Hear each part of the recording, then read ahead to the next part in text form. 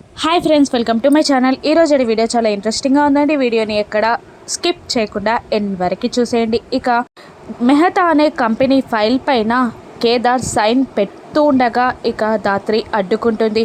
ఒక్కసారి చెక్ చేసి పెట్టమని దాత్రి హెచ్చరిస్తూ ఉండగా ఇక ఆ ఫైల్ని పరిశీలనగా చూస్తూ ఉంటాడు కేదార్. ఇక అనుమానంగా యువరాజ్ వైపు చూస్తూ ఇలా అడుగుతుంటాడు కేదార్, ఈ మెహతా కంపెనీకి సంబంధించిన ఎక్స్పోర్ట్స్ అన్నీ నైట్ టైంలోనే ఎందుకు జరుగుతున్నాయి యువరాజ్ అని కేదార్ అడగగానే ఇక యువరాజ్ తడబడుతూ ఇలా అంటుంటాడు, ఎక్స్పోర్ట్ బిజినెస్ అనేది చాలా పెద్దది, డే అండ్ నైట్ వర్క్ చేయాల్సి ఉంటుంది, నైట్ టైంలో కూడా లోడ్స్ వెళ్తూ ఉంటాయి అని యువరాజ్ అంటూ ఉంటాడు. ఇక వెంటనే మళ్ళీ కేదార్ ఇలా అంటూ ఉంటాడు, డే అండ్ నైట్ వెళ్తే ప్రాబ్లం ఉండదు, కానీ ఒక నైట్ టైంలోనే వెళ్తే అనుమానించాల్సి ఉంటుంది అని అనగానే ఇక యువరాజ్ ఆ ప్రశ్నకి సమాధానం చెప్పలేక తడబడుతూ ఉంటాడు. ఇక మళ్ళీ కేదార్ ఆ ఫైల్ని చూస్తూ ఇలా అడుగుతూ ఉంటాడు, మనకు వచ్చిన లోడు వెయిట్ మనం పంపించిన లోడు వెయిట్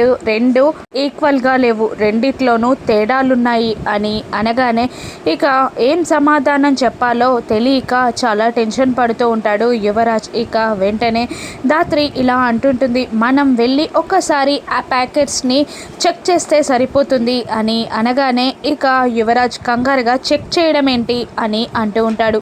చెక్ చేస్తే తప్పేమీ లేదు కదా, అందులో ఏముందో తెలుసుకోవచ్చు కదా అని దాత్రి అంటూ ఉండగా ఇక చెక్ చేయడం ఏంటి, ఎప్పుడు ఇలా జరగలేదు, అయినా అవన్నీ మేనేజర్స్ చూసుకుంటారు, నువ్వు సైన్ చేస్తే సరిపోతుంది అని యువరాజ్ కేదార్ని అంటూ ఉండగా ఇక వెంటనే కౌశికి లో లెవెల్ నుండి వర్క్ తెలుసుకోవడంలో తప్పు లేదు కదా, వెళ్ళి చెక్ చేస్తే సరిపోతుంది కదా యువరాజ్ అని కౌశికి కూడా అంటూ ఉంటుంది. అప్పుడు దాత్రి యువరాజ్ టెన్షన్ని గమనిస్తూ, అదేంటి అంతలా టెన్షన్ పడుతున్నావు యువరాజ్, అక్కడ మేము చూడకున్నవి ఏమైనా దాచిపెట్టావా అని అడగడంతో, దాచడానికి ఏముంటుంది దాత్రి అని యువరాజ్ అనేస్తాడు.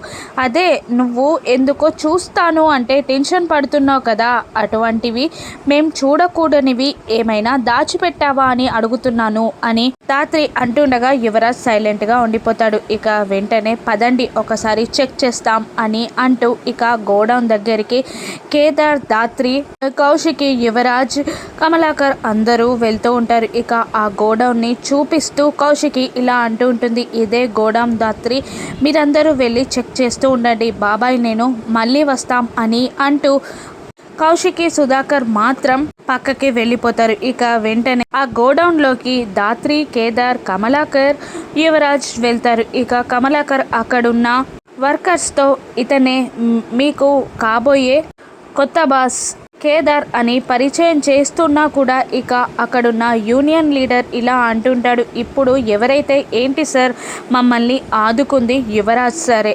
ఎప్పుడైనా సొంత వాళ్ళకే దక్కుతుంది కదా, ఎప్పటికైనా యువరాజ్ సరే మా బాస్ అని అంటూ ఉండగా దాత్రి కేదార్తో, నువ్వేం ఫీల్ అవ్వకు, ఇదంతా యువరాజ్ సెటప్ లాగా ఉంది అని అంటూ ఉంటుంది దాత్రి. ఇక కేదార్, నాకు తెలుసు ఇలా అవమానిస్తే కంపెనీని వదిలిపెట్టి వెళ్ళిపోతానని వాళ్ళు అనుకుంటున్నారు అని కేదార్ దాత్రితో చెప్తూ ఉంటాడు. ఇక కేదార్ ముందుకు వెళ్ళి ఆ యూనియన్ లీడర్తో ఇలా అంటూ ఉంటాడు, మెహతా కంపెనీకి సంబంధించిన బాక్సులు ఎక్కడున్నాయి అని అడుగుతుండగా, చాలా ఉన్నాయి సార్, ఇప్పుడు అందులో వెతకడం కష్టం అని అనేస్తాడు అతను. ఒకసారి ఆ కంపెనీకి సంబంధించిన బాక్స్లని తీసుకురండి అని కేదార్ అంటుండగా, ఎందుకలా అడుగుతున్నారు, ఒక్కసారి నా చేతికి ప్యాకేజ్ వచ్చాక ఇక్కడ నుండి మళ్ళీ ట్రాన్స్పోర్ట్ చేసే వరకు అన్నీ నేనే చూసుకుంటాను అని అంటుంటాడు అతను. ఇప్పుడు తప్పు జరిగింది అని మేము అనట్లేదు కదా అని దాత్రి అనగానే ఇక ఆ యూనియన్ లీడర్ తడబడుతూ, తప్పు జరిగింది అనట్లేదు కానీ చెక్ చేస్తాను అంటే నాకు అనుమానంగా ఉంటుంది కదా, ఎక్కడ తప్పు జరిగిందో నేను తెలుసుకోవాలి కదా అని అంటూ ఉంటాడు. ఆ యూనియన్ లీడర్ తప్పు జరిగింది అనట్లేదు, ఒక్కసారి చెక్ చేస్తాం అంటున్నాం అంతే, ఒక్కసారి తీసుకురండి అని మళ్ళీ కేదార్ అంటూ ఉంటాడు. ఇక వెంటనే కుదరదు, 12 దాటిపోయింది, మా డ్యూటీ 12 వరకే, రేపు మార్నింగ్ వచ్చాక మళ్ళీ ఆ బాక్సులు తెచ్చి మీ ముందు పెడతాం, అప్పుడు చెక్ చేసుకోండి అని యూనియన్ లీడర్ కోపంగా సమాధానం ఇస్తూ ఉండగా, సరే అని అంటూ ఆ వెనకనున్న వాళ్ళని కేదార్ ఆ బాక్సులు తీసుకురమ్మని అడుగుతూ ఉండగా ఇక వాళ్ళెవరూ తీసుకురాకుండా తలని నేలకేస్తారు. ఇక నన్ను కాదని ఎవరు మీరు చెప్పిన పని చెయ్యరు, అది యూనియన్ లీడర్ రూల్ అని అంటుంటాడు అతను. ఇక వెంటనే కమలాకర్ ఏంటిది, మీ సీఈఓనే ఎదిరిస్తారా అని ఎక్కడ లేని అభిమానాన్ని నటిస్తూ కమలాకర్ అనగానే, ఇక అది కాదు సార్, అది నా ఒక్క రూలే కాదు, ఈ కంపెనీ లేబర్స్ యూనియన్ రూల్ అది 12 తర్వాత వర్క్ చేయొద్దు అని అక్కడి నుండి వెళ్తున్న ఆ వర్కర్స్ని అప్పుడే అక్కడికి వస్తున్న కౌశికి అడ్డుకుంటూ, మీకు శాలరీ ఇచ్చేది యూనియనా నేనా అని అడుగుతూ ఉంటుంది. ఇక వెంటనే మేడం మీరా అని ఆ యూనియన్ లీడర్ తరబడుతూ, మీరు ఎవరిని అవమానిస్తున్నారో అర్థమవుతుందా, అతను ఈ కంపెనీ సీఈఓ, అతన్ని అవమానిస్తే నన్ను అవమానించినట్టే అని కౌశికి అంటుండగా, సారీ మేడం అని అంటుంటాడు ఆ యూనియన్ లీడర్. ఆ కంపెనీకి సంబంధించిన బాక్సులని తీసుకురండి అని కౌశికి అనగానే ఆ బాక్సులని తీసుకొచ్చి అక్కడికి పెడతారు. ఇక వెంటనే కేదార్ అవన్నీ చెక్ చేస్తుండగా అందులో యాంటిక్ పీసెస్ తప్ప ఏమీ కనబడవు. అవి చూసి ధాత్రి కేదార్లు షాక్ అవుతూ ఒకరి ముఖాలు ఒకరు చూసుకుంటూ ఉంటారు.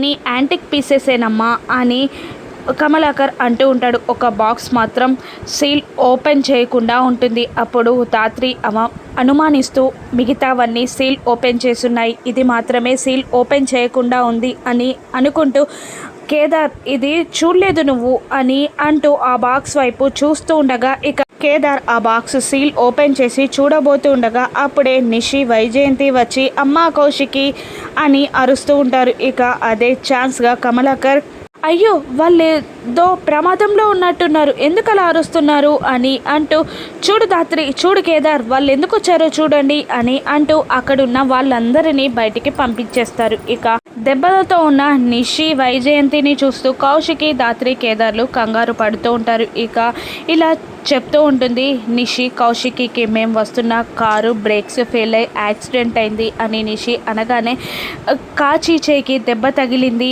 అని అందుకే బూచి హాస్పిటల్కి తీసుకెళ్లాడు అని వైజయంతి అంటూ ఉంటుంది. ఇక ఇదే ఛాన్స్గా యువరాజ్, ఇంత దెబ్బలతో ఉన్నప్పుడు ఇక్కడికి రావడం ఎందుకు, హాస్పిటల్కి వెళ్దాం పదండి అని అంటూ టాపిక్ డైవర్ట్ చేయడానికి వైజయంతిని నిషిని హాస్పిటల్కి వెళ్ళమని అంటూ ఉంటాడు యువరాజ్. ఇక అప్పుడే కిరణ్ జేడీకి కాల్ చేయగా కేదార్ ఇలా చెప్తుంటాడు, కిరణ్ కాల్ చేస్తున్నాడు అనగానే ఫోన్ లిఫ్ట్ చేసి మాట్లాడుతూ ఉంటుంది. అప్పుడు కావ్య మేడం చనిపోయినప్పుడు స్పాట్లో ఒక ఎస్ఐ ఉన్నాడు మేడం, అడ్రస్ కూడా దొరికింది అని చెప్తూ ఉండగా, అడ్రస్ నాకు సెండ్ చేయి అని ధాత్రి అంటూ ఉంటుంది. ఇక జరిగిన విషయం అంతా కేదార్కి చెప్తూ అక్కడి నుండి బయలుదేరబోతుండగా కమలాకర్, ఇంకా ఏదైనా చెక్ చేయాలా అమ్మా అని అడుగుతుంటాడు. కమలాకర్, లేదు మావయ్య గారు అని అంటూ వాళ్ళు అక్కడి నుండి బయటికి వెళ్ళిపోతూ ఉంటారు. ఇక యువరాజ్ మాత్రం ఆలోచిస్తూ ఉంటాడు, ఆ బాక్స్లలో గన్స్ మాత్రమే ఉన్నాయని నాకు మాత్రమే తెలుసు, బాబాయ్కి ఎలా తెలిసింది అని అనుకుంటూ ఉంటాడు యువరాజ్. అక్కడ ఆ గన్స్ ధాత్రి కౌశిక్ ఇలా కంట పడకుండా మేనేజ్ చేసింది కమలాకరే. ఇక కమలాకర్ ధాత్రి వాళ్ళు చెకింగ్కి వెళ్తున్నారు అని తెలియగానే మేనేజర్కి సైగ చేస్తాడు. ఇక మేనేజర్ యూనియన్ లీడర్ దగ్గరికి వెళ్ళి వాళ్ళు చెకింగ్కి వస్తున్నారు అని అనడం చెప్పి అక్కడ ఉన్న గన్స్ అన్ని మార్చేయమని చెప్తాడు. ఇక ఆ మేనేజర్ చెప్పగానే గన్స్ అన్ని మార్చేస్తాడు యూనియన్ లీడర్. అలా కమలాకర్ యువరాజ్ని కాపాడతాడు. అలా ఆలోచిస్తున్న యువరాజ్తో కమలాకర్ ఇలా అంటుంటాడు, ఇప్పుడు ఎలా రక్షింపబడ్డానో నా గురించి ఎలా తెలిసింది అని ఆలోచించడం కన్నా కౌశికి నుండి మనం తప్పించుకోవడం ఎలా అని తెలుసుకోవాలి అని కమలాకర్ అంటూ ఉంటాడు. ఇక యువరాజ్ టెన్షన్ పడుతూ ఉండగా, అది కాదు బాబాయ్ అని అంటూ ఉంటాడు యువరాజ్, నువ్వు మీనన్ మనిషివి అని, మీనన్ కోసం పని చేస్తున్నావని నాకు అన్నీ తెలుసు అని కమలాకర్ అనేస్తాడు. నీకెలా తెలుసు బాబాయ్ అని యువరాజ్ అడగగానే, ఎందుకంటే నేను కూడా యువరాజ్ మనిషినే, నేను కూడా మీనన్ మనిషినే యువరాజ్ అని అంటూ ఉంటాడు కమలాకర్. అది ఎలా బాబాయ్, మన ఇద్దరం ఎప్పుడు ఒకరికి ఒకరం ఎదురు పర్లేదు కదా అని అంటూ ఉండగా, నువ్వు సిటీలో దందా చూసుకుంటుంటే నేను స్టేట్ లెవెల్లో దందా చూసుకుంటున్నాను, అదే మీనన్ తెలివి.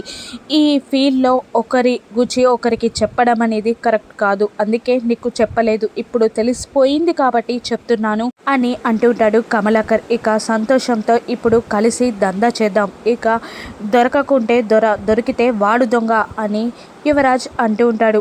కరెక్ట్ అంటూ వాళ్ళిద్దరూ చేతులు కలుపుతారు. ఆ మాల్ అంతా ఇంట్లో ఉన్న లాన్లో పెడదాం పదా అని అంటూ వాళ్ళు అక్కడి నుండి వెళ్ళిపోతారు. ఇక దాత్రి కేదార్లు ఇద్దరు ఇన్స్పెక్టర్ రఘురామ్ గారిని వెతుక్కుంటూ వెళ్తారు. ఇక అక్కడ ఆయన మంచంలో పడుకొని ఉంటాడు. అక్కడికి వెళ్ళి ఇన్స్పెక్టర్ రఘురామ్ గారంటే అని కేదార్ అడుగుతుండగా, అవును బాబు నేనే, మీరెవరు అని అడుగుతుంటాడు అతను. అప్పుడు దాత్రి, నేను ఎస్ఐ కావ్య గారి కూతురు, నా పేరు జగదాత్రి అనగానే, ఇక నువ్వు మా కావ్య మేడం గారి కూతురువా, ఆ మంచి మనిషి కూతురువా, అవును ఆ కళ్ళలో అదే తేజస్సు, అదే కాన్ఫిడెంట్, అవును నువ్వు ఆ మహాతల్లి కూతురువే అని కూర్చోమని అంటూ ఉంటాడు రఘురామ్. కానీ నన్ను ఆ లంచగొండి కూతురు అని అందరూ అవమానపరుస్తున్నారు అనగానే, లోకానికి తెలియని నిజాలు చాలా ఉన్నాయమ్మా అని అంటుంటాడు రఘురామ్. ఇక ఆ రోజు జరిగిందేంటి అని దాత్రి అడుగుతుండగా, ఆ రఘురామ్ ఆ రోజు జరిగిందంతా చెప్తూ ఉంటాడు. కమిషనర్ గారిని కలవడానికి కావ్య మేడం వస్తుండగా కమిషనర్ గారు నాతో పాటు ఇంకొకరిని తీసుకొని బయటికి వెళ్ళారు. కానీ మాకు వేరే పనుందని చెప్పి కమిషనర్ గారు మాత్రమే మేడంని కలవడానికి వెళ్ళారు అని అంటుండగా, మీనన్కి సంబంధించిన ఫైల్ అక్కడే పడిపోయింది కదా అని దాత్రి అంటుంటుంది. అవును, అక్కడ ఉన్న ఇద్దరికి మాత్రమే ఆ ఫైల్ అందే ఛాన్స్ ఉందమ్మా. ఒకరు మీనన్, రెండవరు కమిషనర్ అని రఘురామ్ గారు చెప్తుండగా, ఇక మీనన్ దగ్గర ఉంటే శివయ్య బాబాయిని అడిగేవాడు కాదు అని దాత్రి అని అనుకుంటూ ఇక కమిషనర్ అని ఆలోచిస్తూ ఉంటుంది. కమిషనర్ ఎవరు, ఫోటో ఉందా అని దాత్రి అడుగుతుండగా, కమిషనర్ పేరు సత్యప్రకాశమ్మ అని అంటూ తన ఆల్బంలో ఉన్న ఫోటోని కూడా చూపిస్తూ ఉంటాడు రఘురామ్ దాత్రికి. ఇక ఆ సత్యప్రకాష్ కమిషనర్ నుండి మీనన్కి సంబంధించిన ఫైల్ని దాత్రి ఏ విధంగా దక్కించుకోగలదు, రానున్న ఎపిసోడ్స్లో చూద్దాం. Thank you for watching.